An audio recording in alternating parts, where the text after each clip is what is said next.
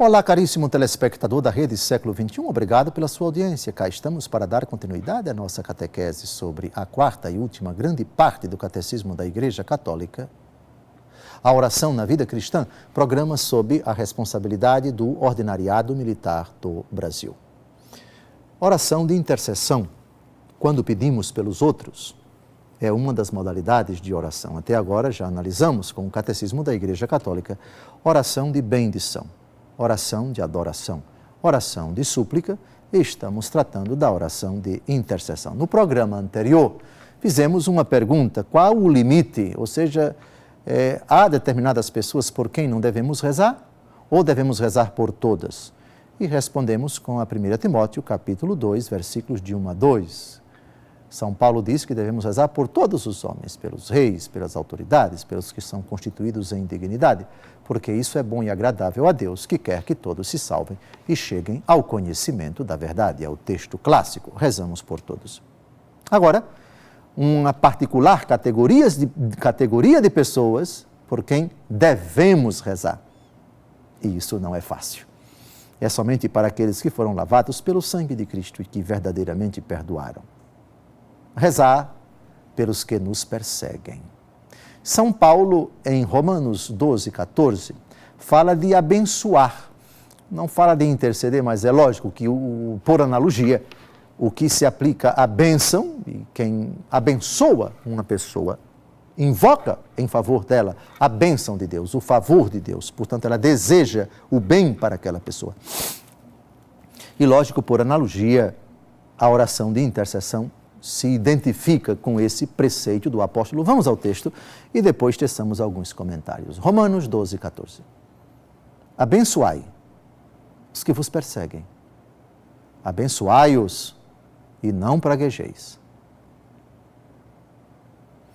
Verdadeiramente, para mim e para todos nós, não é uma tarefa fácil. Mas se o cristianismo fosse fácil, eu confesso que eu não queria conversa nenhuma com ele. O que me fascina no cristianismo é a cruz de Jesus. E isso não é fácil. Os judeus pedem sinais.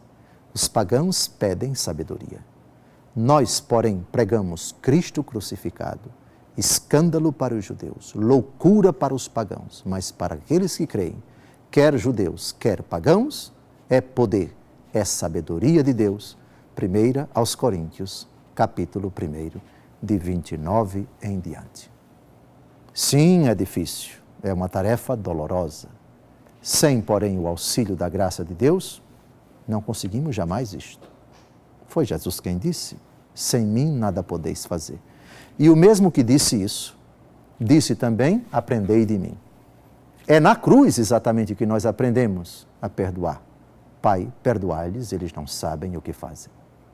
Eu aqui quero dizer de público, quero orar verdadeiramente e implorar a bênção sobre todos os que perseguem a igreja, os que perseguem os sacerdotes e, eventualmente, que perseguem esse que vos está falando. Não conheço, não tenho conhecimento. Mas desde já que Deus os abençoe. Nada de praga contra eles, nada de invocar ou desejar o mal contra eles. Mas, repito, não é uma tarefa fácil, não.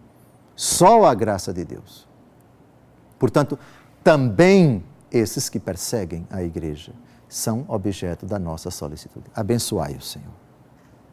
Também é legítimo pedir a Deus que a sua vingança se exerça sobre eles. Hebreus, capítulos 12 e 13. A mim compete a vingança. A nossa vingança quase sempre é pecaminosa, mas a vingança de Deus não. Vingança vem de vindicar, em latim, que significa fazer justiça.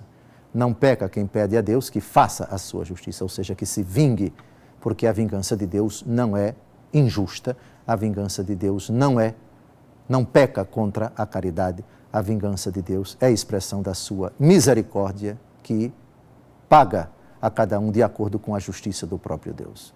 Rezemos, portanto, por aqueles que perseguem a igreja.